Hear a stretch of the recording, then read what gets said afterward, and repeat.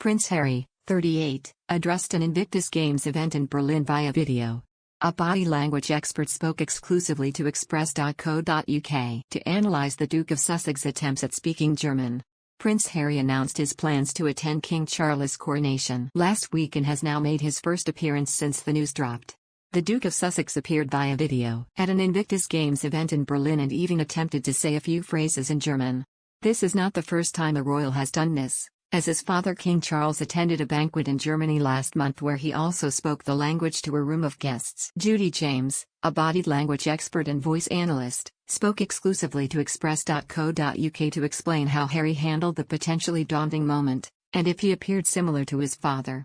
She claimed, although we expect our world leaders to be or even multilingual, our royals seem to have retained that quaint trait of speaking to people in their own language as though performing a minor miracle or even doing something funny. Harry especially has received a top-drawer education and lives an international lifestyle, but his half a dozen words of German here are delivered timidly and awkwardly.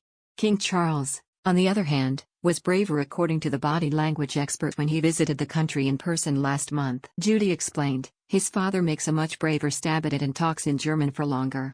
But even he skips the eye contact and vocal intonation and change of mouth shapes that might make it sound more accurate.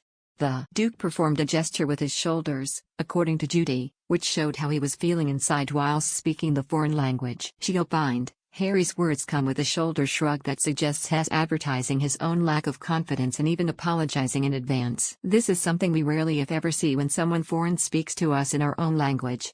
He also pumps his elbows to his side and tilts his head before launching safely back into English again.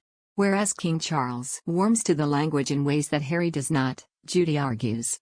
She suggested, Charles fiddles with his metal at the start to suggest some nerves. He reads heavily from his script but he does warm to the language as he goes along and even delivers a joke. This shows much higher levels of self-confidence from King Charles than his younger son.